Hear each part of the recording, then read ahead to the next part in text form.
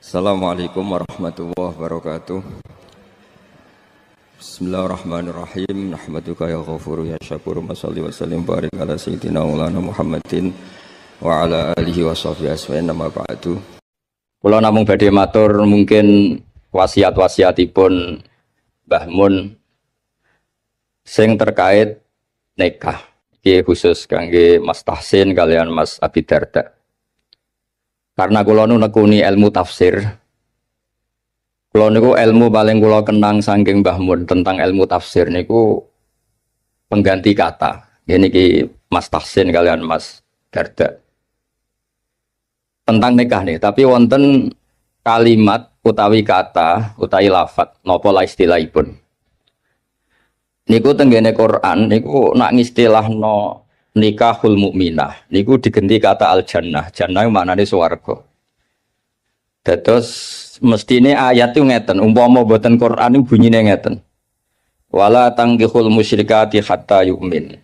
Wala amatum mukminatun khairum min musyrikati walau a'jabatkum. Mun sak teruse ngantos ulaika yad'una ilan nar wa wallahu yad'u ilal maghfirah. Wa yatu ilal jannati wal maghfirati bi izni. Dados Allah niku nglarang nikahul musyrikah, nikahi wong wedok sing musyrikah. Terus Allah matur ulaika yatuna ilan nar, kena anti nikahi wong musyrikah iku padha karo ngajak ning neraka. Terus Allah dawuh wa yatu ilal jannati wal maghfirati bi izni. Mestine cara alur kata niku wa yatu ila nikahil mukminah. Jadi orang-orang di luar sana niku ngutus jenengan nu nikahi wong kafirah, wong kafir. Allah ngutus nikahi tiyang napa mukminah. Dan niku kata mukminah teng Quran digentos wa yatu ilal jannah. Terus nikah mukminah niku mun hakikate swarga. Jadi saking mulyane nikahil mukminah niku pun disebut Allah niku ilal jannah, maring swarga. Dados penghormatane Allah taala teng ketentuan nikah tiang mukminah. Meskipun diarani swarga ya resiko. Misale wong ning swarga kok ora di dhuwit iku ya lucu. Wong ning swarga kok cerewet itu ya lucu. Terus niki kangge garwa-garwa niku swarga iku ora ana cerewet, ora ana ngamuk. Sing lanang nggih ngoten, wong ning swarga kok kurang nafkah ya ora ana, ning swarga kecukupan kabeh. Tapi apapun niku pelajaran kanggo kula jenengan. Nek wis wani nikah niku kudu ora tenan. Kula niku nikah mulai tahun 2000. Nganti sakniki niku resep sing kula nggih namung hadis tunggal. Iki krungokno Mas Abi Darda, Mas Tahsin. Nggih niku dawuh Kanjeng Nabi ketika ngandani sahabat Abdurrahman bin Auf, kadang ngandani Jabir beberapa sahabat. Niku dawuh Kanjeng Nabi halla bikron tola ibuha wa tola ibuka. Kowe nak nikah iku pokoke mula abah iku dolanan. Sebagian riwayat halla bikron tudhahikuka wa tudhahikuha. Kowe rabi prawan, kowe yo guyu, dekne yo guyu. Sebagian riwayat halla bikron tuda ibuha wa tuda ibuka.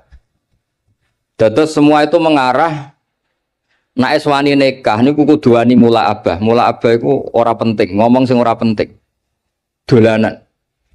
Kula ngantos sak mangke niku kula nate teng Jombang, nate teng Putih-Putih niku bojo kula ditakoki tamu niku nggih goleki kula.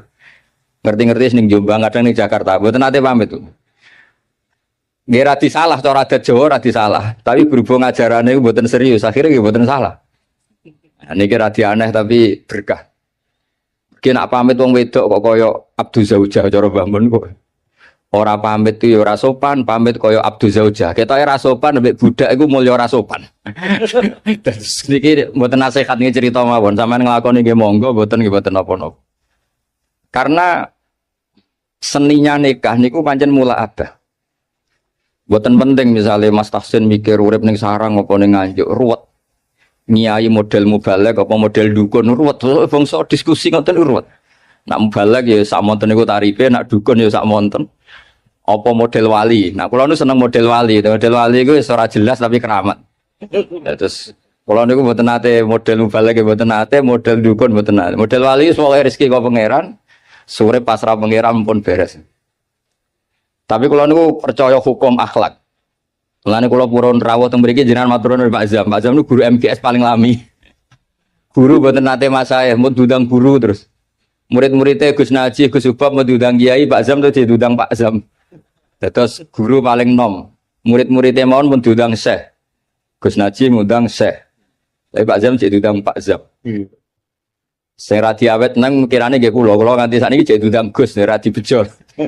Dadi nek salah ya pantes wong isih Gus dereng Kiai. Tapi Gus ku kalah mbek Kiai. Tapi Kiai mbek Gus nggih hormat mergo serwet ta niku. Terus kula suwun niki resep kula sedanten sing nikah, aja geman tenanan. Donya iku laibun walahun, donya iku ora usah tenanan. Sing tenanan ikhlas. Kula bolak-balik dikandani Mbah Mun.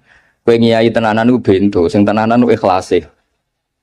Kowe mulang kok pengen minterno murid iku ya goblok. Wong sing bakat goblok ya tetep goblok. Entekno metodemu sing bakat goblok ya tetep goblok. Padha wong wedok rata-rata cerewet, entekno nasihatmu ki tetep cerewet.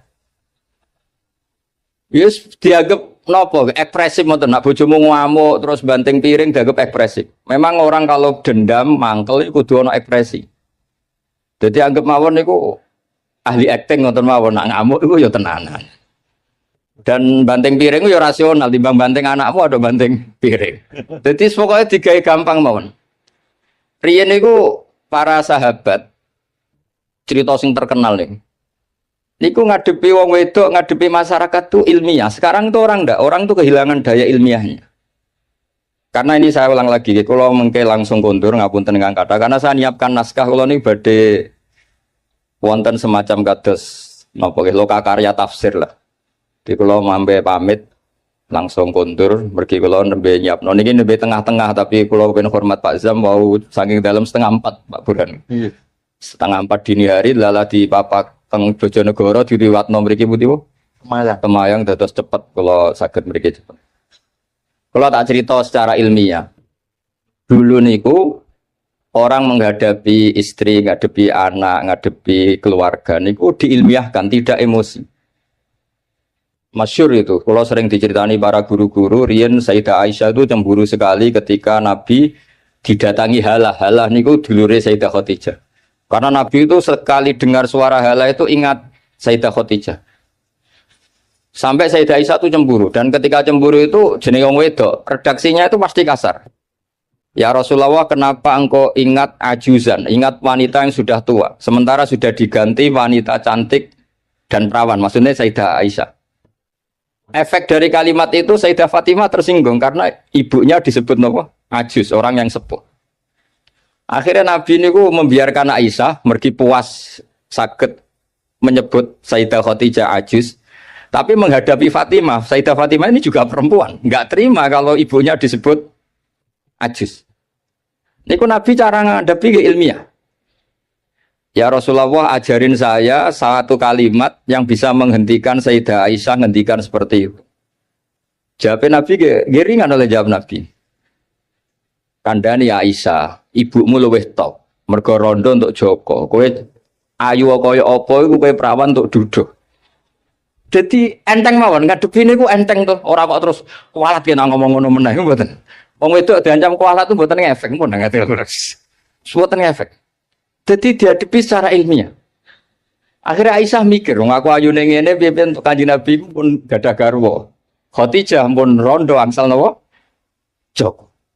Mun baton niku Sayyidah Aisyah mun mboten nate bakas-bakas malih.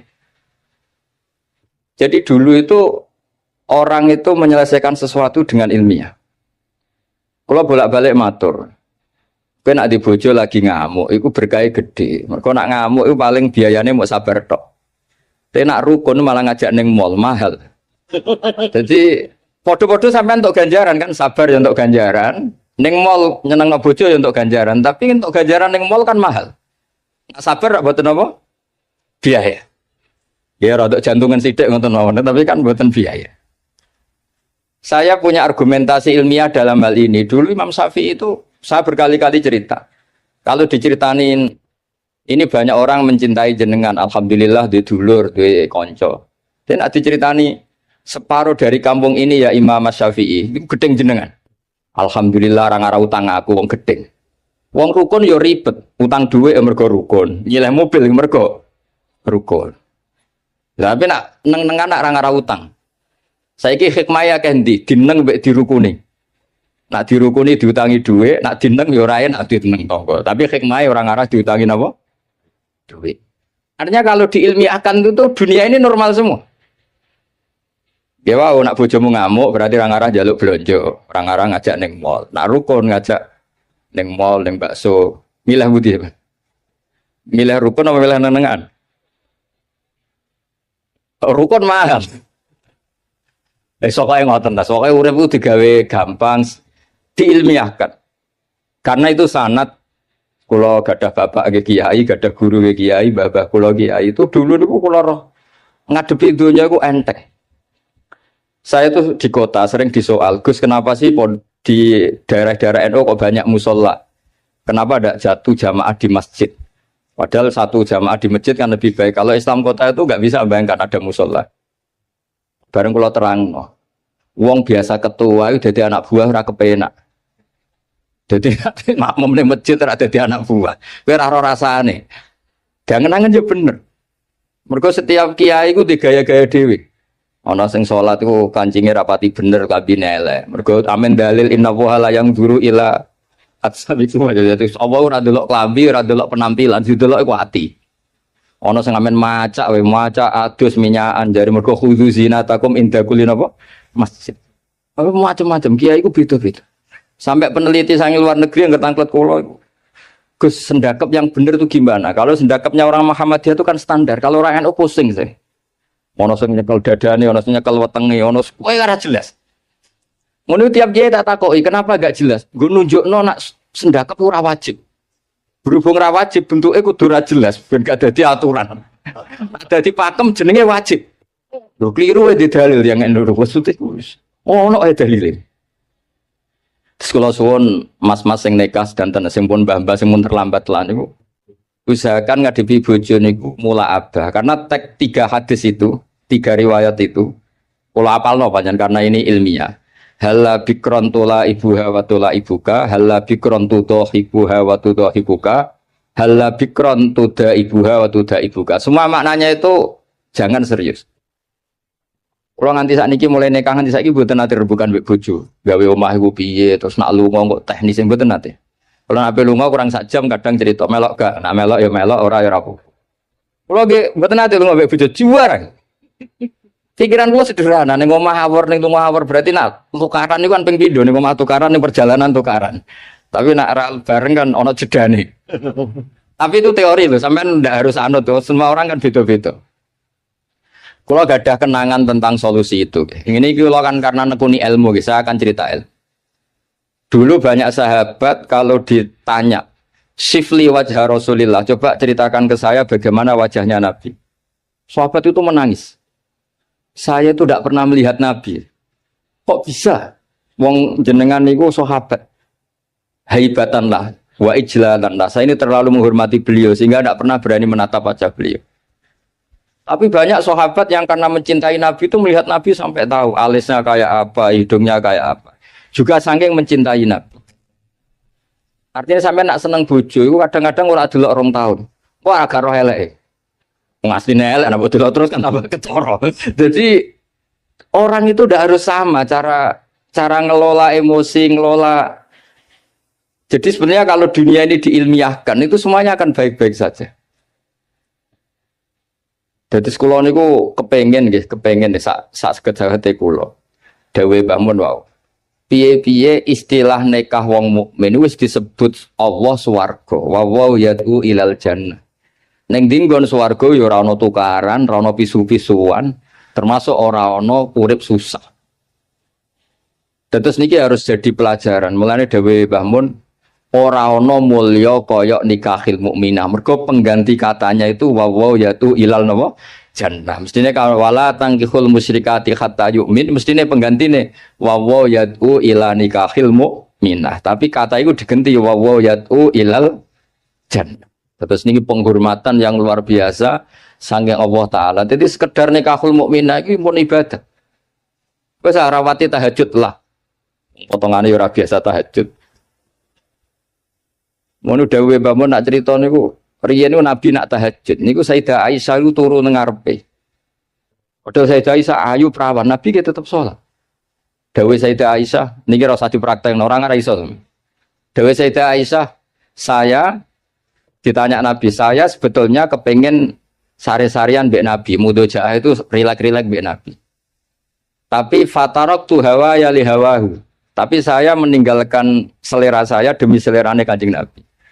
Karena Nabi nu eling pangeran niku pun bojo ayu lah niku pun boten ngefek.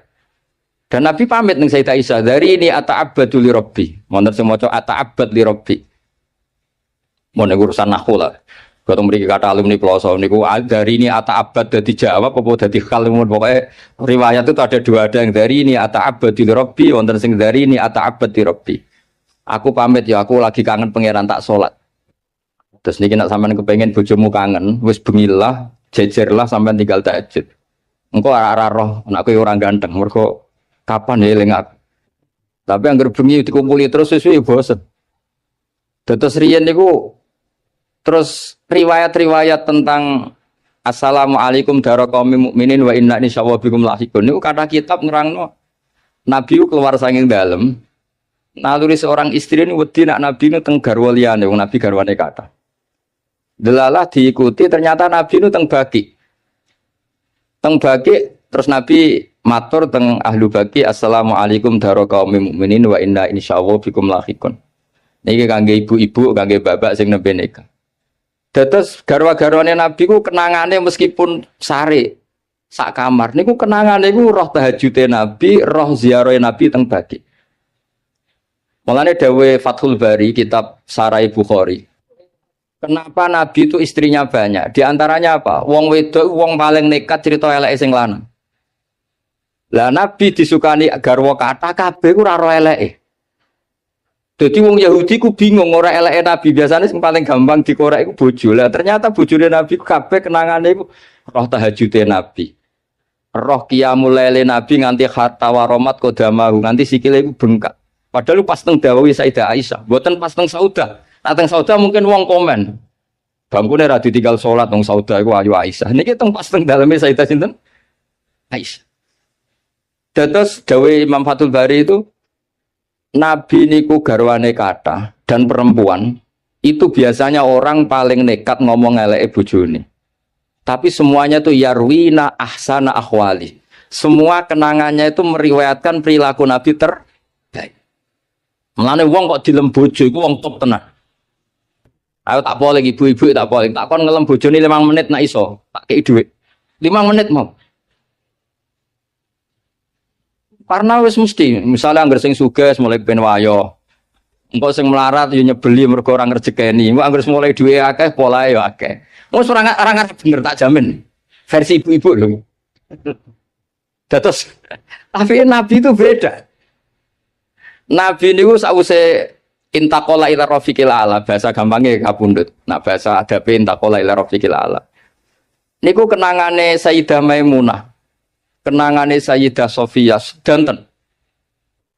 Niku nggih tahajude sampai donga-dongane carane teng dalem, carane badhe sare. Sampeyan iso bayangno bojomu ngriwayatno apike sampeyan. Ya ora ngare iso diriwayatno ora ana faktane, ora ana faktane. Nggih wau.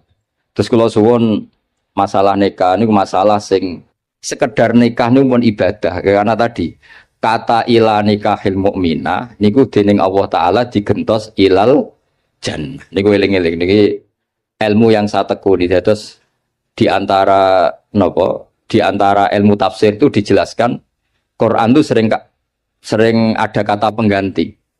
Nah, kata pengganti itu adalah penghormatannya Allah taala. Begitu juga menyangkut perempuan. Niku ketika seseorang mengabaikan perempuan, menterlantarkan perempuan, itu Allah ngendikan wala tattakhidhu ayatillahi huzwa. Kamu jangan menganggap ayat-ayat Allah Ta'ala itu sebagai mainan. Karena perempuan itu di halalnya ini, status halalnya oleh Allah didhawuhna fa innakum akhadtumuhunna bi amanatillah wastahlaltum furujahunna bi kalimatillah. Terus perempuan ini termasuk orang yang luar biasa. Kata penggantinya semuanya luar biasa. Nggih, ngoten mawon niki ngregani pemerintah, nggih ngregani kula. Karena kula ini nembe nulis badhe loka karya tafsir Di antara makalah-makalah kula tentang kata pengganti. Nggih wau, pokoke kula suwun sing nikah napa sing pun sepuh sedanten yakinilah bahwa sekedar nikah mukminah niku mun ilal jannah eling-eling. Lah ciri khas swarga iku ora ana tukaran, ora ana kangelan, ora ana debat, pokoke semuanya nyaman. Nah, di sini pentingnya makalah-makalah baiti jannati omahku iku swargaku. Wong swarga kok tukaran, wong swarga kok ora duwe dhuwit ya ora pantes. Tapi ora usah diterusno. Swarga kok bojo elek sing lanang elek wis. Lah niku ora usah diterusno niku. Tapi yang jelas kula matur mboten saged kata-kata wis niku mawon mugi barokah. Al-Fatihah.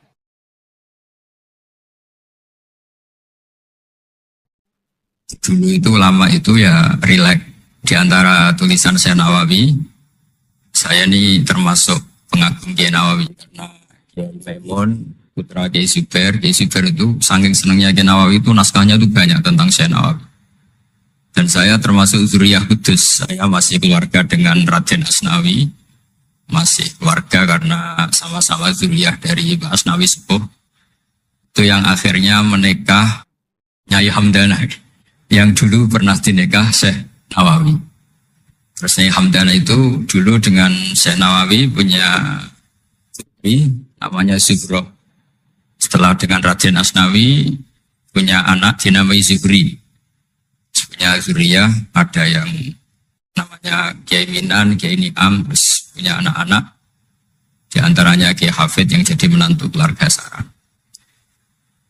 Saya kalau boleh cerita, saya ini khatam tafsir Munir itu 3 kali. Dulu ngaji di Sarang 2 kali. Terus belajar sendiri. Terus mentakriri. Takriri itu beri catatan-catatan yang untuk meneguhkan satu tulis ya, atau satu teks, atau satu ibarat yang diinginkan Syekh Nawawi. Saya beri beberapa contoh. Dan ini dipraktekkan di Indonesia. Orang Indonesia itu mesti hafal Fatihah dan semuanya merasa pintar. Itu ya barokahnya Syekh Nawawi, karena kata Syekh Nawawi itu semua Quran dikumpulkan di Fatihah. Fatihah itu dikumpulkan di Bismillah. Bismillah itu dikumpulkan di Ba. Ba-nya saja masih dikorting di titiknya saja. Jadi kalau orang bisa titik itu sudah menguasai satu Quran. Karena pikirannya Syekh Nawawi itu semua Quran itu menerangkan tauhid, dan tauhid itu dimulai dari Ba. Itu bi kana makana wa bi yakunu wa yakun. Jadi karena saya, kata Allah, yang ada menjadi ada, yang enggak ada juga menjadi akan ada kalau Allah menghendaki wujud. Sehingga dulu Syekh Nawawi itu sudah sukses membuat pikiran kita itu rileks. Kalau enggak bisa Quran semuanya ya Fatihah. Kalau Fatihah enggak bisa ya baca Bismillah. Setidaknya orang Islam itu enggak boleh tercerabut dari Quran. Sehingga saya kalau baca teks-teksnya Syekh Nawawi itu punya pengaruh besar di cara pandang kiai-kiai Indonesia. Di antara yang paling monumental, dan setelah ini saya akan tidak menambahi juga tidak mengurangi, adalah Syekh Nawawi cara menganalisis surat Ar-Rum. Di Indonesia itu menerima faham beragama, tapi tidak menerima faham ateis. Itu dulu zaman Rasulullah SAW Sugeng, itu ada kekuatan besar, yaitu Romawi dan Persia.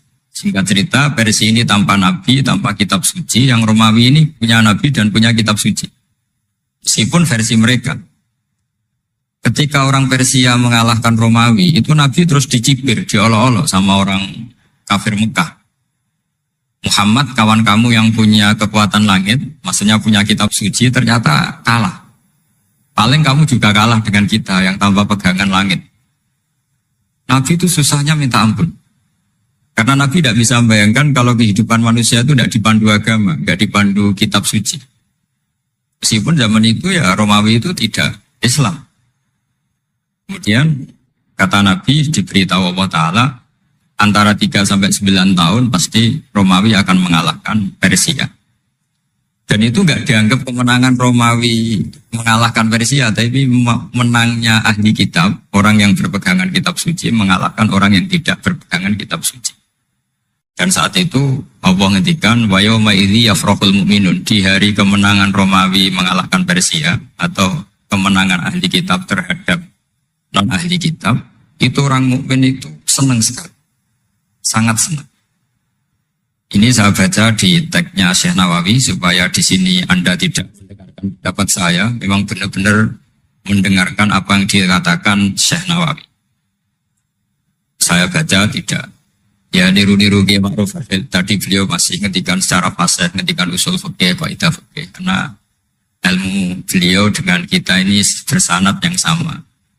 Dulu ngaji Mbak Karim yang ngaji Mbak Hashim. Jadi Hashim ngaji Syekh Khalil. Kalau saya lewat sanad kudus ya diantaranya saya lewat Syekh Nawawi Al-Bantani. Nanti saya baca beberapa sanad Syekh Nawawi. Kata Syekh Nawawi Al-Bantani, beliau ngendikan wa yauma idzi yafrahul mu'minuna bi nasrillah wa yauma idz yahlibur rumu ala farisa yafrahul mu'minuna bi taghlibillah man lahu kitabun ala man la kitabalah wa yafrahuna bi walabatihim al-musyrikina bi badrin. Jadi bangsa Indonesia itu terbiasa berkawan sama orang yang beragama, tapi tidak biasa berkawan dengan orang-orang yang tidak beragama. Itu karena Imam Nawawi mengatakan, Syekh Nawawi, wa naktubu ma qaddamu atharuhum, pikiran besar Syekh Nawawi adalah ketika orang Romawi mengalahkan Persia, itu cara berpikir Imam Nawawi itu mengalahkannya orang yang berkitab, mengalahkan yang tidak. Jadi ini bukan pendapat saya, juga bukan pendapat siapapun, tapi murni saya baca teks yang dari Syekh Nawawi. Sehingga kita secara psikologi, kita ini kan misalnya saya aja lah contohnya. Misalnya saya miskin, ada petinju, orang miskin kulit hitam bersama orang kaya. Kalau yang menang yang miskin tuh ikut senang, padahal ya tidak ikut menang. Karena kayak terwakili. Dulu kata Syekh Nawawi itu juga pikirannya begitu. Ini saya baca ini kata Syekh Nawawi. Misalnya seperti itu zaman itu. Wa sababu nuzuli hadil ayat annahu kana baina Faris war Rum qitalun. Wa kana al-musyrikun yawadduna antaghliba farisu ar-Ruma. Di anna Faris kana majusian ummiyin wal muslimuna yawadduna ghalabatar Rum ala Faris liqaunihim ahlal kitab. Jadi dulu itu kata Syekh Nawawi, pikirannya orang Islam, boyo yang menang itu ahli kitab karena sama-sama punya agama, punya peradaban. Jangan sampai yang menang itu yang tidak punya kitab, tidak punya peradaban. Jadi itu saya yakin yang mengilhami kita, para kiai kita bikin Pancasila, diantaranya yang membentuk Pak Karno, karena Pak Karno ya dulu ngaji sama Agus Praminoto, ngaji sama orang-orang pintar. Kita ini berketuhanan. Jadi itu ciri khas Syekh Nawawi diantaranya. Kemudian beliau analisis kemenangan. Kemenangan itu ketika orang Islam sudah kuat. Ini halaman 424. Ini nanti kita bisa tinggal di sini sebagai hadiah sama Syauki sama warga besar Pondok Tanah.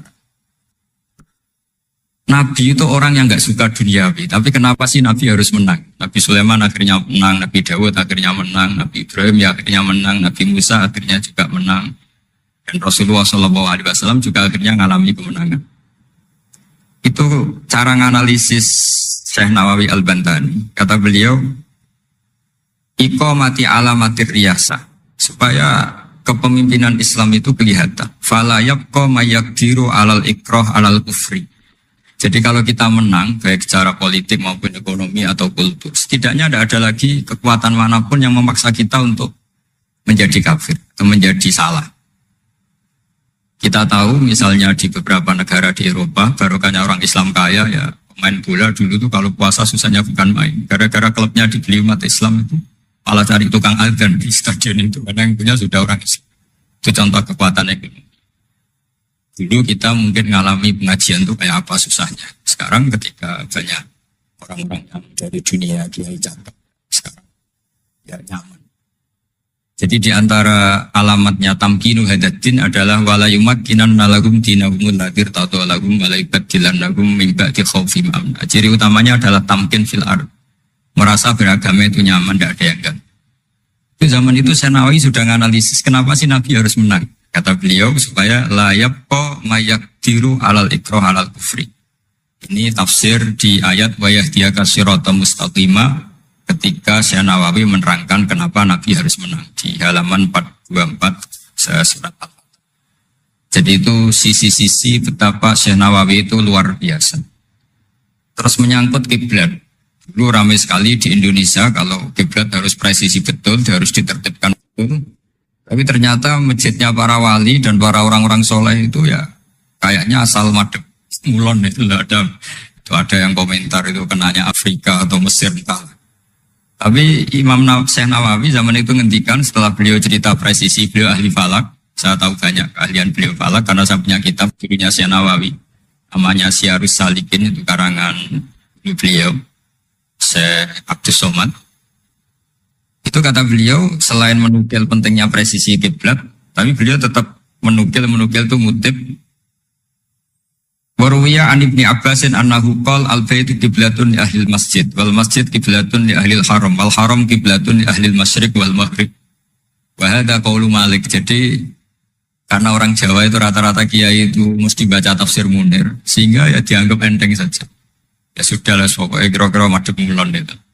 Karena kalau masjid dipresisikan detail, nanti pertanyaannya juga yang sudah mati-mati harus dipresisikan. Karena wajib madhep kiblat itu tidak hanya sholat, tapi juga orang yang sudah meninggal itu bisa ribet itu. Ya kalau yang mbahnya wali, jenazahnya masih utuh. Kalau yang nggak wali kan sekliwat itu karena sudah nggak ada bentuknya. Makanya dulu ada bionanya kiai mau dipindah itu, bentuknya nggak boleh. Jangan, kalau mbah saya wali saya keren, jasadnya utuh. Kalau mbah saya ada wali. Jadi ya, tapi apapun itu saya cerita betapa efek dari pikiran besar Syekh Nawawi itu mempengaruhi kita sehingga dulu masjid-masjid, musola-musola itu ya tetap hati-hati lah, tapi ya tetap saja agak longgarnya. Nah beliau tetap mengutip wal haram kiblatun lil ahlil masyriq wal maghrib. Jadi tidak hanya Mekah dengan makna Ka'bah atau dengan makna Masjid Haram, tapi semua tanah. Dan itu bisa 25 atau 20 kilo persegi. Kemudian ini biar benar-benar halnya Syekh Nawawi. Jadi saya tidak cerita pikiran saya, tapi murni cerita Syekh Nawawi. Murni cerita Syekh Nawawi. Saya punya naskah banyak karena memang saya nekuni betul. Saya khatam, kalau nggak 3 kali saya khatam tafsir Munir. Ketika beliau menafsirkan fa inna hizballahi humul ghalibun. Ini favorit saya di Syekh Nawawi. Pasukan Allah itu pasti menang, ya. Pasukan Allah itu pasti menang. Tapi beliau dengan unik menjelaskan ya ini supaya benar-benar Syekh Nawawi ya tidak menambahkan, tidak mengurangi. Di halaman 278. Jadi ngaji pakai kitab itu untungnya 2. 1 mengutip, 2 terus gak usah mikir gitu. Jadi baru saya mikir nanti salah di depan orang-orang pinter malah sakit atau goblok gitu. Jadi kalau nukil kan aman. Paling salah baca. Kayaknya enggak lah, saya pernah ngaji 3 kali. Kayaknya enggak, tapi kalau misalnya salah itu apa-apa. Bismillahirrahmanirrahim. Fa inna hizballahi humul ghalibun.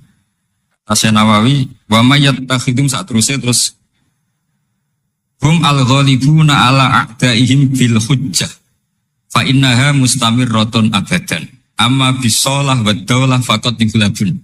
Ini termasuk yang unik dari Syekh Nawawi. Kata beliau Islam itu akan selalu menang secara argumentatif. Bahwa ada sekolah perbandingan agama, bahwa ada kajian agama. Asal yang dikaji Islam ya, bukan orangnya. Kalau orangnya ya macam-macam. Itu pasti argumentasinya itu meyakinkan karena hujah bahwa Allah itu satu, bahwa kita harus berakhlak, kita harus meninggalkan narkoba, harus meninggalkan perzinahan. Itu argumentasinya mantap, secara uluhiyah mantap, secara sosial juga mantap. Tapi kalau secara kekuatan politik mungkin akan selalu ada, meskipun inginnya kita tidak ada. Orang-orang Islam yang minoritas di negaranya, atau dengan tanda kutip tertindas di negara. Zaman itu Syekh Nawawi sudah ngendikan, yang pasti menang itu bil hujjah fa innaha mustamirratun abadan. Ini di halaman 278.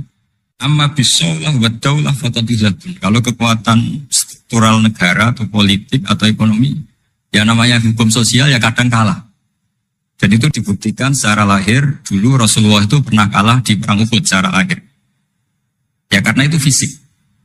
Tapi kalau argumentasi logika Islam itu tetap kul falillahil hujjatul baligh. Logika Islam adalah logika yang kelima. Saya kalau didatangi beberapa dosen dari Jogja, saya sering cerita.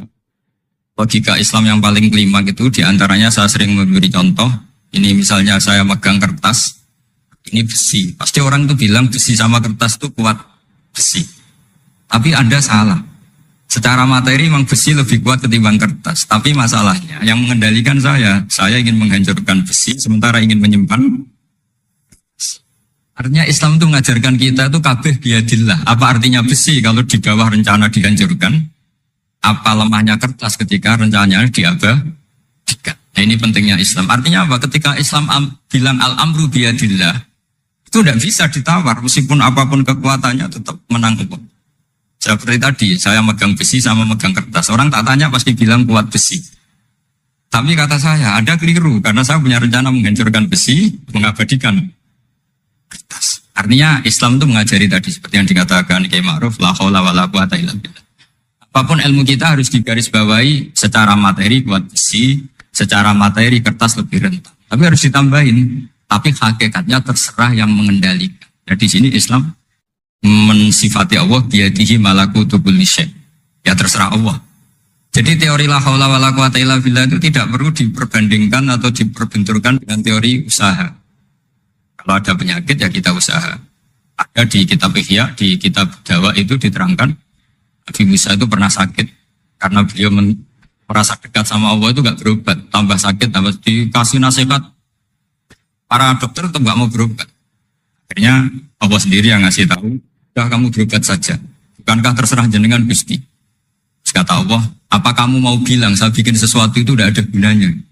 Masa Allah bikin jahe ditanya, apa betul Gusti ini menghalalkan badan? Saya tidak tahu.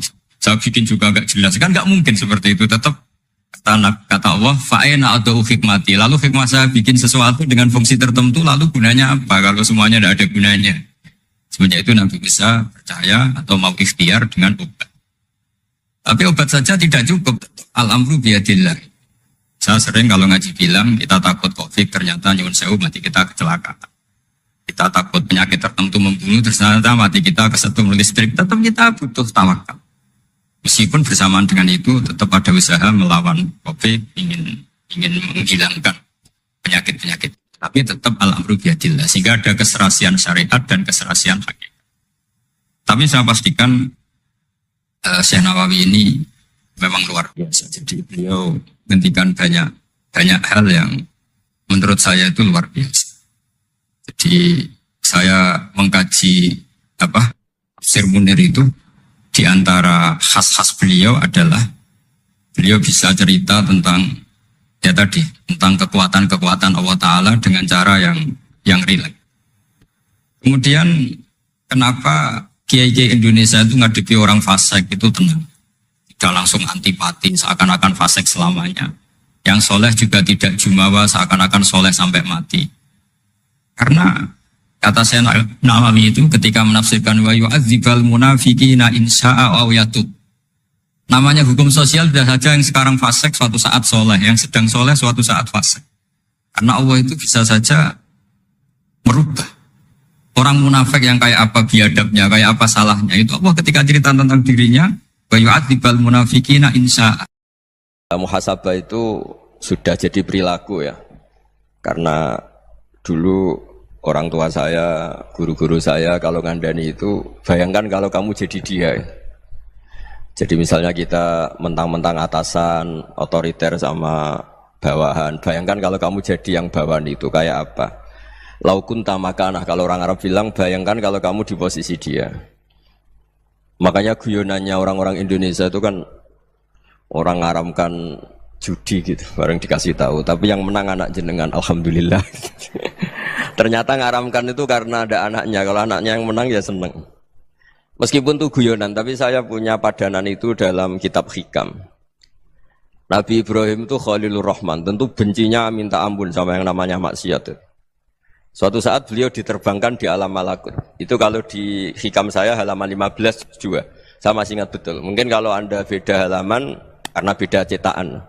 Atau enggak punya kitabnya. Atau punya tapi tidak bisa baca. Nah itu jadi berbagai kemungkinan. Atau punya tidak bisa baca tapi dianggap jimat. Atau digo pencitraan. Banyak itu kaji-kaji tidak bisa baca kitab tapi di ruang tamunya kitabnya besar-besar. Pencitraan itu. Tapi ya bagus lah, nggak apa-apa untuk syiar. Setelah diterbangkan di alam malakut, diperlihatkan sama Allah. Ada orang pezina, ada orang syaribul khomri, ada orang mabuk, ada orang macam-macam. Allah tanya sama Nabi Ibrahim, bagaimana pendapat kamu Ibrahim tentang mereka yang maksiat? Kata Nabi Ibrahim, ya Allah habisi saja mereka. Mereka hidup di bumi engkau, makan rezeki engkau, kemudian mereka tidak taat sama engkau. Singkat cerita di fase itu, saya ulang lagi di fase itu, Allah nurutin. Sampai sekian peristiwa, mungkin 3 atau 4. Sudah, setelah sekian tahun Nabi Ibrahim lupa peristiwa itu, kemudian beliau diminta menyembelih anaknya. Ini versi kitab Hikam. Memang versinya banyak tentang kenapa Nabi Ibrahim disuruh menyembelih anaknya. Ketika mau menyembelih anaknya, Nabi Ibrahim ragu. Huwa samratu fuadi. Anak saya ini buah hati saya, kenapa engkau suruh menyembelih? Terus kata Allah, apa kamu tidak ingat ketika kamu saya angkat di alam malakut, kemudian kamu usul bunuh-bunuh, saya tidak mempertimbangkan usul Anda, tapi kenapa sekarang saya merintahkan kamu mikir gitu? Terus, ya karena ini anak saya ya Allah. Terus kata Allah, rumang samu wong sumpukon mateni gak gawean kau sing gawe kowe enak wae usul mateni. Jadi sebenarnya saya yang bikin, kemudian Anda enak aja usul membunuh. Semenjak itu Nabi Ibrahim itu di eranya itu asfaqun nas, orang paling sayang sama manusia. Karena kadang kita keras itu ya kebetulan itu udah anak kita, ada keluarga kita. Cara orang Jawa itu kan gitu ya, kalau ada perempuan terus macak yang macam-macam pakai sepeda motor cowok terus wah itu luput suwuk, semoga-moga gini. Tapi setelah dikasih tahu, niku ponakane jenengan, semoga-moga selamat. Jadi jangan-jangan kemarin ahli ma'asi itu kebetulan itu tidak keluarga kita. Kalau keluarga kita yang pernah salah pada kita, semangat kita mintakan maaf. Jangan-jangan kita didikte hukum sosial gitu. Jadi orang yang salah, kebetulan itu orang yang menservis kita. Atau keluarga kita, atau orang dekat kita. Jangan-jangan semangat kita mintakan ampun. Tapi kalau sama orang lain, kebetulan musuh kita semangatnya minta itu kena adab. Nah ini yang nggak boleh dalam Islam. Islam mengajarkan niru Rasulullah SAW, Nabi itu rahmatal lil alamin. Bahkan kemarin saya ngaji virtual sama beberapa habaib, ada Habib Ali Al-Jufri dari Mesir, ya. Ada Habib Alwi dari Kuitang, ada Habib Nabil Al-Musawa. Dari sekian habaib itu saya masih ingat diantaranya yang didawuhkan rahmatan lil alamin itu ketika Nabi adahu kaumuh, disakiti oleh kaumnya, dan itu mereka masih kafir semua. Itu mereka dapat doanya Nabi, Allah mahdi qaumi fa innahum la ya'lamun. Kayak apa baiknya Nabi, orang yang menyakiti, yang melukai, tapi Nabi masih berdoa, Allah mahdi qaumi fa innahum la ya'lamun. Sayyidina Umar dapat doanya Nabi itu ya khina kana kafiran, ketika masih kafir didoakan. Allahumma aizzal Islam bi Umar. Itu ketika masih kafir. Itu pelajaran bagi kita bahwa yang sedang tidak cocok pun itu berdapat doa kita. Ya doa supaya kondisi kita baik, hari tambah baik. Karena agama ini, saya berkali-kali bilang, limangka nayarjuwa hawal yawmal akhir. Agama ini diperuntukkan bagi yang selalu punya harapan pada Allah Subhanahu wa Ta'ala. Saya cerita muhasabah ini tentang hubungan kita dengan Allah. Di Indonesia itu banyak orang fasik, banyak orang nakal. Ya di mana-mana orang nakal itu ya mayoritas, wa aksaruhum fasikun. Tapi berkahnya harapan. Mungkin saya kira nakal sok benda, mungkin saya kira sholat sok ben sholat, mungkin sekarang belum sakho, belum dermawan, suatu saat dermawan. Barokahnya itu kefasikan ini dianggap sementara, sedang fasik, sedang tidak benar. Karena kiai-kiai kita, para guru-guru kita, para habaib utamanya itu mesti bilang semoga husnul khotimah. Nah barokahnya doa itu, semoga husnul khotimah itu menjadikan satu pola sosial. Yang sedang fasik ini masih diharapkan jadi lebih baik, jadi lebih.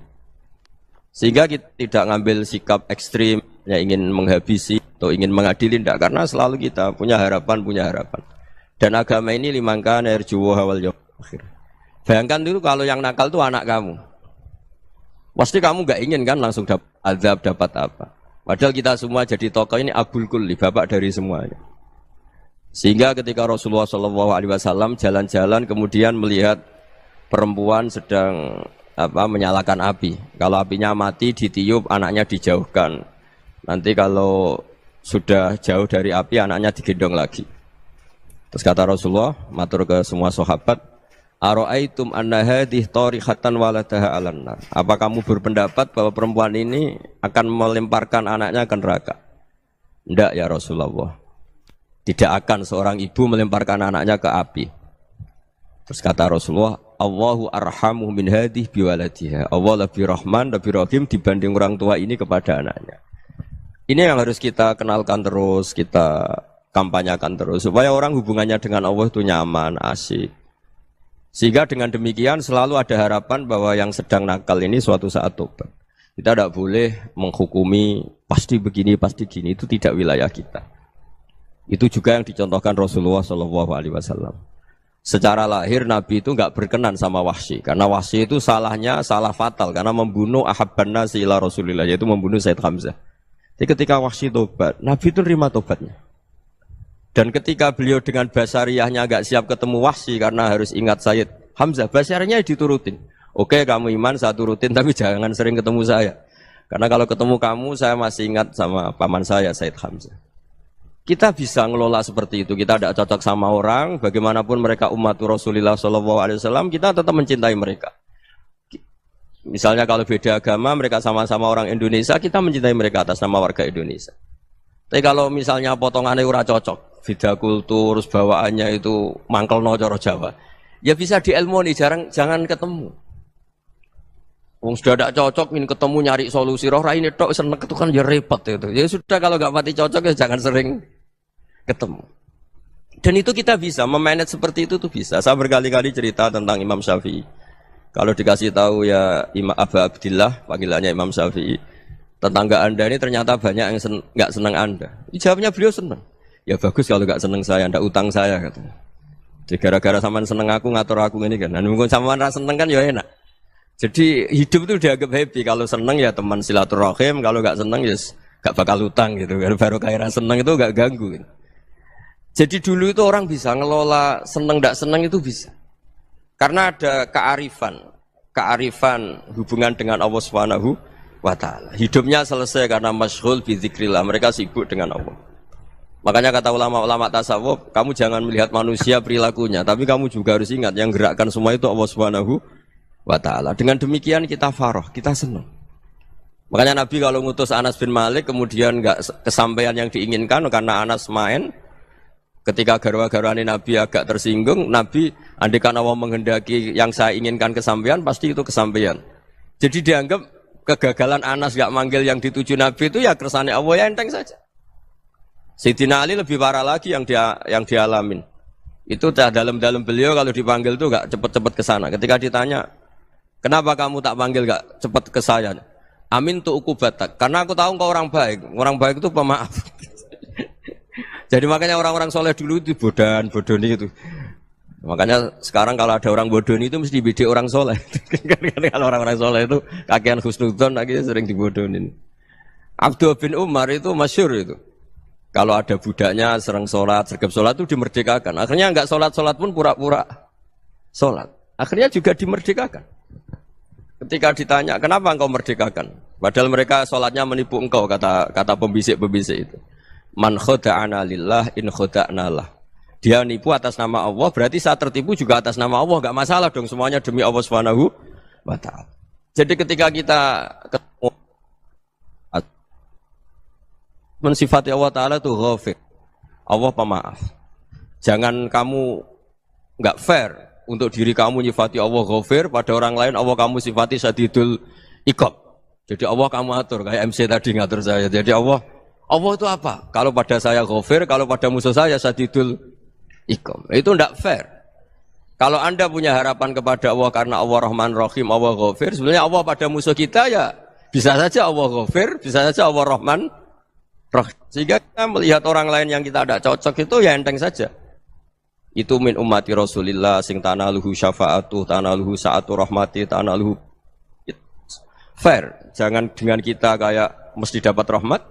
Jangan orang lain kayak Allah pasti syadidul iqab. Itu tidak boleh. Sehingga ketika ada orang Badui Singkat cerita orang Bedui ini kencing di masjid. Semua sahabat membentak dia. Yang enggak bentak hanya Nabi tok. Saking mangkalnya orang ini karena semua sahabat bentak kecuali Nabi. Setelah dibenarin Nabi, terus Nabi nyuruh Sobbu ali dhanuban min ma'in. Setelah disucikan masjid itu, dia berdoa keras sekali.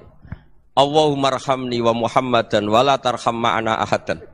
Ya Allah, yang berhak dapat rahmatmu hanya saya dan Nabi Muhammad, yang lainnya jangan. Karena yang lainnya tuh jengkelin, gitu aja saya salah dimarah-marahin gitu. Jadi kalau kamu doa terbatas ya kayak orang Bedui ini, kayak orang Arabi. Apa kata Nabi? Laqad tahajjarta wasi'an. Allah yang rahmatnya luas menjadi kamu sempitkan. Karena kamu mau atur Allah hanya Rahman pada Indonesian Power, pada NU, pada kita, yang orang lain nggak perlu dapat. Itu kan kasihan Islam, karena Islam terus nggak dimiliki semua orang. Allah nggak dimiliki semua orang, Rasulullah nggak dimiliki semua orang karena dipek NU, dipek ormas tertentu, dipek nggak boleh seperti itu. Nggak boleh takhasyar tawasian kata Nabi, nggak boleh mempersempit zat yang rahmatnya itu luas. Ini semoga etika ini kita pakai di Indonesia. Yang sedang fase kita harapkan lebih baik. Yang sedang nggak dapat hidayah kita doakan dapat apa? Hidayah.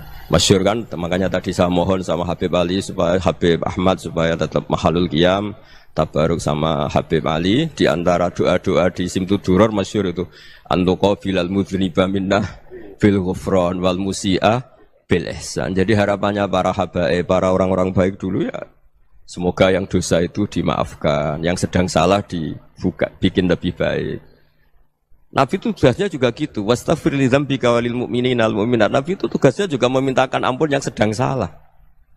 Nah ini cobalah jadi etika kita, muhasabah kita. Jadi muhasabah itu cara berpikir kita set, kita pikir ulang. Ternyata semangatnya seorang nabi itu wastaghfir li dzambika walil mu'minun. Semangatnya itu memintakan ampun. Orang ahli tafsir tahu semua kalau Nabi itu tidak mungkin dosa. Jadi itu khitabun lin Nabi wa urida bihi ummatu, itu khitab Nabi, tapi yang dimaksud itu umatnya, karena Nabi tidak akan mengalami dzambun, tidak akan mengalami dosa. Sekarang enggak, kadang-kadang kita ini kalau orang lain salah itu semangat. Kalau di perusahaan ada teman salah, apalagi pimpinan salah itu seneng. Barokahnya salah bisa ganti kan gitu. Jadi kalau mungkin di dunia tokoh juga gitu, barokahnya ada tokoh salah, kita yang jadi populer sendiri, tidak boleh seperti itu. Kita harus salimus sodri di jami'il muslimin. Jadi ini harus dilatih. Saya tadi matur sama Habib Ahmad, latihan kita jadi hidup. Nabi itu kalau resep jadi wali itu kata Nabi gampang. Kata Nabi, kalau kamu ingin disenangin Allah, ya sudah. Kalau kamu asbahta, amseta, gini-gini, perasaan kamu kata Nabi, jangan punya perasaan ghil sama orang muslimin. Itu sudah wadzalika min sunnati. Makanya Nabi ngendikan la yablughni ahadun an ahadin syai'an. Ada yang baca la yuballighni ahadun an ahadin syai'an. Seseorang jangan melaporkan ke saya tentang salahnya yang lain. Fa inni akhruju ilaikum wa ana salimus sadri. Karena saya ingin ketemu sampean semua dalam keadaan salimus sadri, tidak punya perasaan apa-apa. Karena kalau nurutin pembisik, nurutin informasi itu ya repot, karena orang pasti sepihak. Ada kiai yang top, datang ke kampung-kampung ning desa-desa. Kata yang seneng itu punya akhlak. Wah itu bagus orang besar datang ke kampung-kampung. Kata yang enggak seneng, wah itu jobnya kiai kecil kok diambil, itu kan ya kasihan itu kan sudut pandang.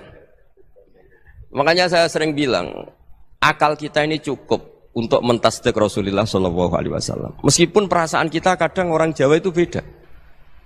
Saya berkali-kali bilang sama peneliti dari Jogja, kenapa sih Gus para nabi itu kok poligami istrinya banyak? Nabi Dawud katanya itu berapa? Nabi Sulaiman malah jumlahnya agak terbatasin. Nabi Muhammad itu paling sedikit. Saya tanya gini, perempuan itu orang lemah, jadi kalau nolong orang satu gimana baik? Kalau nolong orang dua ya lebih baik, ya sudah kira-kira seperti itu. Paling tidak akal kita masih tahu kalau orang baik itu kan mesti baik. Nolong orang satu baik, nolong orang dua ya lebih baik, nolong orang tiga lebih baik. Tapi kalau kamu orang nggak baik, satu saja kamu terlantarin, kamu miskinkan, kamu ya tinggal ukur kan. Kalau orang baik nambah baik, tapi kalau orang buruk tambah buruk. Nah itu akal. Akal kita bisa menganalisis kenapa sih nikah itu ada yang poligami, ada yang enggak. Ya sudah, ukur saja diri kamu. Misalnya kayak saya elek keriting, rabi terus, memperbanyak wong elek, orang perilaku netok, raine dadi elek kabeh. Tapi nak kowe ku ganteng, alim, ganteng, sugih, anake ganteng-ganteng, berhubung kowe saleh ahli swarga kabeh, mertua yo bangga karena karir kamu meyakinkan, Ini mertua kamu aja gak bangga mau nambah. Ipar gak bangga, mertua gak bangga, desa kamu yang kamu wayai juga gak. Beda dengan Nabi ketika nikah Juwairiyah itu gak ada pernikahan sebarokah Nabi dengan Juwairiyah itu. Azharu Rasulillah, di situ habis perang banyak tawanan gara-gara jadi besanya Nabi langsung dibebaskan semua karena Azharu Rasulillah. Sekarang besanya Kanjeng Nabi. Dulu Abu Sufyan mangkalnya bukan main sama Nabi. Gara-gara putrinya dinikah terus langsung jadi. Kalau kamu kan enggak, nikah satu, nikah lagi. Satu kampung musuh kamu. Karena istri pertama cemburu, yang kedua agak bangga. Wah itu selesai itu. Di dunia wal akhirah. Maksud saya, nganalisis Islam itu harus pakai akal. Dan akal yang dipakai, ini saya bawa ke kitab Ihya, adalah pikiran-pikiran para ulama. Makanya ketika Imam Ghazali ketika ditanya, fakaifa bi muslimin fasikin asawwaha fi jami'i amri. Kalau kalian ketemu orang fasik, orang Islam tapi fasik, perilakunya enggak ada yang benar. Kata Imam Ghazali jawabnya lucu, aneh. Ma min muslimin illa wa islamuhu ta'ah. Tidak ada orang Islam kecuali dia mau Islam, membenarkan Allah dan Rasul itu sudah taatnya dia. Kok kamu tidak bisa melihat taatnya dia? Dia pikirannya kan ini pemabuk, ini tukang apa. Tapi kata Imam Ghazali, sebenarnya kamu masih bisa berpikir positif. Ma min muslimin illa wa islamuhu ta'ah. Tidak ada seseorang Islam ketika dia milih Islam itu pasti ada taatnya, yaitu tasdik pada Allah dan tasdik kepada Rasulullah sallallahu alaihi wasallam. Jadi dengan pola seperti itu, maka di antara guru-guru kita yang modern ya di era Mbah Maimun, di sini ada Habib Ahmad. Habib Salim syair yang sering dibaca beliau adalah ada orang munajat sama Allah, ini cerita munajat. Itu orang itu ngendikan gini. Ana muznibun, ana mukhtiun, ana asi. Huwa rahimun, huwa ghafirun, huwa afi. Ya Allah, saya mukhti, saya orang yang salah. Ana muznib, saya orang yang dosa. Ana asin, saya sering maksiat. Tapi engkau ya Allah, engkau ghafir, pemaaf. Engkau rahim, maha pengasih. Engkau afin, yang mudah memaafkan. Kata orang ini, ya agak kurang ajar, tapi saking senengnya sama Allah. Qobal tuhunna salasatan bisalasat. Ya gini saja ya Allah, sifat engkau diadu dengan sifat saya. Engkau Tuhan, Gusti, enggak boleh kalah katanya. Terus wasatahliban ausofu ausofi, dan engkau pasti pemenangnya gitu. Jadi ada orang rayu Allah dengan cara seperti itu ya ada ya. Saya ini manusia, salah saya banyak. Engkau ampunannya banyak. Engkau Tuhan, Gusti, enggak boleh ampunan Anda, ampunan engkau kalah dengan salah saya. Enggak boleh Tuhan kok kalah. Jadi untuk supaya orang punya harapan gitu. Banyak juga wali-wali yang jadab ketika datang ke makam Rasulullah SAW. Itu kalau dongo ya agak kacau sebetulnya, cara syariat agak kacau. Ya Allah, engkau punya dua pilihan. Jika engkau menjadikan saya soleh, surah habibu, yang senang kekasihmu, yaitu Rasulullah SAW. Tapi jika engkau menjadikan saya fasik, surah aduwuk, yang senang itu setan. Monggo jenengan mau menyenangkan kekasih jenengan, mau menyenangkan musuh jenengan, monggo. Jenengan bebas kok memilih. Nah, mestinya Allah ya senang menyenangkan kekasihnya. Jadi ya, intinya Allah dipaksa untuk menjadikan dia orang soleh gitu. Jadi kayak kemarin itu Pak Bu siapa yang kesini itu, yang sama jenengan kuliah kesini itu sama Habib Ahmad. Saya pertama enggak mau, lama-lama Habib Ahmad. Ini gimana Gus? Orang taunya saya dekat jenengan, kalau enggak kasil saya waduh. Ini kayak doanya wali yang tadi. Enggak punya pilihan, Bu. Enggak ada pilihan. Jadi saya mohon muhasabah itu dimulai cara berpikir. Makanya di sini sebetulnya teks ini supaya dapat barokahnya Ihya, ini kitab yang disenangi para habaib, para ulama. Sebetulnya teks di muhasabah itu redaksinya gini ya, yang lengkap. Hasibu anfusakum qabla an tuhasabu wa zinuha qabla an tuzanu wa tahayya'u lil ardil akbar. Jadi ada kata wazinu, jadi ukur. Perilaku Anda ini diukur, ditakar. Misalnya kita sebagai suami kan ya punya hal-hal yang kita tidak ideal. Corong Jawa mesti pesek.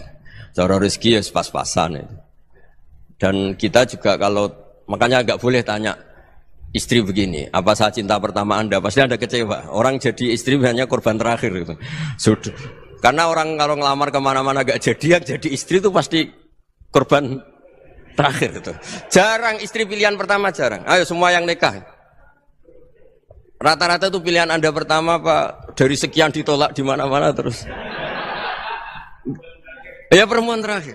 Kamu juga korban terakhir gitu. Itu wali-wali dulu kalau ngandani kita itu sederhana. Antal ini masyhur diceritakan Habib Zain bin Sumit dalam kitab Al-Manhajus Sawi. Anta lam tajid min nafsika kullama turid. Fa kaifa turidu min ghairika kullama turid. Kamu yang ingin ideal saja kamu tidak menemukan pada diri kamu untuk menjadi ideal. Kamu kan ingin ganteng, ingin punya uang banyak, ingin perilaku Anda sempurna. Anda saja yang punya keinginan tidak bisa mewujudkan keinginan Anda sendiri. Fa kaifa turidu min ghairika ma turid. Jadi anta lam tajid min nafsika kullama turid. Fa kaifa turidu min ghairika kullama turid. Kamu yang punya keinginan saja. Misalnya saya ingin punya uang banyak, perilaku saya selalu benar, enggak pernah salah. Loh, saya yang ingin saja dengan diri saya enggak bisa untuk benar terus. Kok kamu berharap orang lain selalu benar? Jadi anta lam tajid ya sama. Kalau kamu menuntut istri kamu itu ramah, neriman, apa kamu neriman sama wajah istri Anda gitu? Engko yo polah ning dindi jajaki sana jajaki sini kamu sendiri ndak kona apa. Jadi itu nasihat yang luar biasa. Anta lam tajid min nafsika kullama turid, fa kaifa turidu min ghairika kullama turid. Kamu mau menghormati semua orang, enggak mau kan? Kemudian Anda berharap semua orang menghormati kamu. Kamu tidak ingin kan orang lain semua menghujat kamu. Sementara kamu enak aja menghujat orang lain. Makanya Rasulullah SAW ini luar biasa ketika bikin kaidah sosial. Apa la yu'minu ahadukum hatta yuhibba li akhihi ma yuhibbu li nafsi. Jadi kalau ukuran iman itu sederhana. Kalau sesuatu itu baik, nyaman bagi Anda, ya bayangkan itu pada teman Anda. Misalnya Anda bangun tidur sudah acak-acakan, nggak punya uang, utang jatuh tempo, kan nggak ingin ketemu orang. Ya kamu jangan bertamu ke jenis ini karena dengan kamu yang alami juga gak siap ketemu orang. Makanya ada Habib Alim itu dilapuri sama seseorang. Beb, dulu teman saya itu ketika saya kaya itu sering main ke saya. Setelah saya miskin, mereka tidak main ke saya. Kata Habib itu bagus, sunau begitu itu bagus. Coba kalau kamu dulu kaya, teman kamu main kan kamu gaya. Di rumah ada makanan, bisa hormat tamu. Setelah kamu miskin jadi buruh manol di pasar atau buruh bikin boto, teman kamu datang, malu enggak kamu? Mendingan gak datang gitu. Akhirnya baru, oh ya alhamdulillah kalau gitu. Loh ya kan dulu teman kita datang, kita ada Alphard, istri cantik, rumah bagus. Lah kita miskin, buruhnya orang pas dibentak-bentak, teman kamu udah datang. Milih datang kamu enggak kalau setelah kamu jatuh? Enggak kan? Jadi barokahnya ilmu itu terus. Ya, tapi kadang-kadang orang tuh, wah setelah saya miskin teman-teman enggak kasih ke sini. Ya kalau kamu sudah jatuh, teman-teman kamu situ jadi tontonan. Ya mulai sekarang cara berpikir itu dirubah. Dulu yang namanya kiai itu kalau diundang orang itu ya agak-agak senang. Semenjak saya itu agak rubah. Ngundang kiai, ngatur kiai itu tak haram-haramkan ya ada lumayan lah sekarang itu sudah mulai agak beretika. Dulu itu ngundang tuh tanggalnya ditentukan, jamnya ditentukan. Enggak mikir apa kiai saat itu nganggur, enggak. Punya wadifah, enggak. Dia milih tanggal yang dia nganggur, enggak mikir masa itu kiainya nganggur apa, enggak. Ya saya hanya cerita aja, kamu tersinggung ya monggo, boten ya monggo itu kan. Jadi saya mohonlah supaya tadi saya juga matur ke Habib Ahmad. Jadi untuk orang merasa ikut sunnah Rasul itu gampang sekali kata Sayyid Muhammad. Dulu Nabi berpakaian ala daerahnya. Kalau mikot ya pakai mikotu baladi. Karena Nabi orang Madinah dan beliau berdomisili di Madinah ya misalnya mikotnya dari Bir Ali misalnya.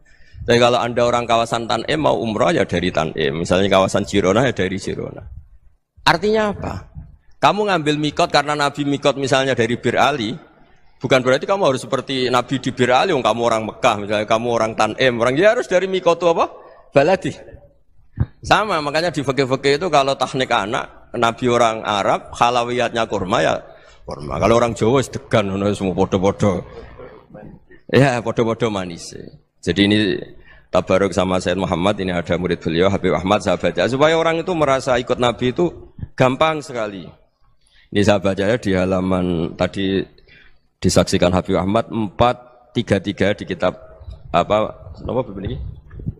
Manhajus Salaf fi Fahmin Nusus.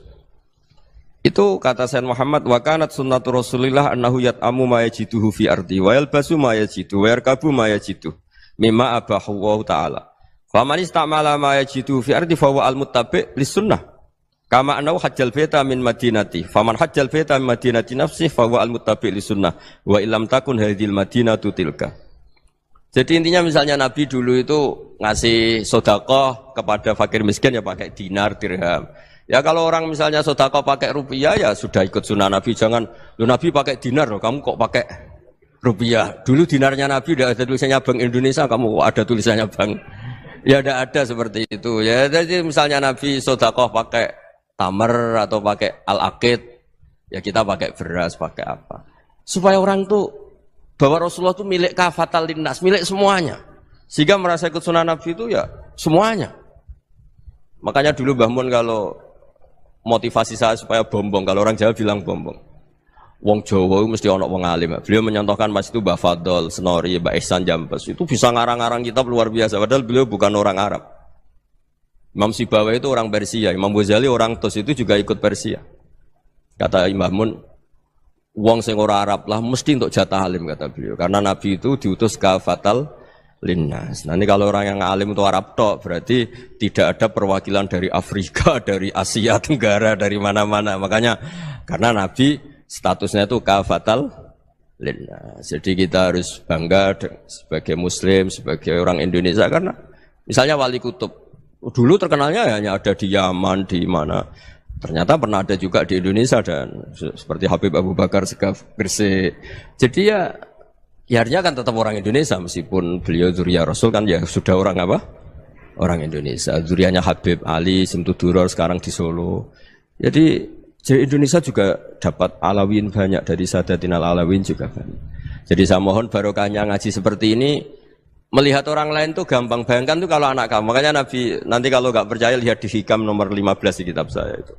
Di situ dijelaskan oleh Hikam, jangan-jangan semangat Anda pada orang yang maksiat, pada orang yang keliru supaya dihukum itu karena kebetulan itu udah anak Anda, itu udah keluarga Anda. Coba kalau itu keluarga Anda.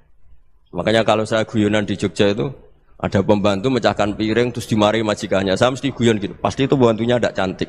Kok bisa Gus? Andai kan cantik dan kamu senang mecahno piring satu, piring 1000 ora iso ngamuk kowe. Ternyata ngamuknya itu karena mecahkan piring apa karena plus tidak cantik? Coba jawab para lelaki ini. Kamu marah sama orang maksiat tuh karena maksiat karena plus itu udah anak Anda. Bayangkan kalau itu anak Anda.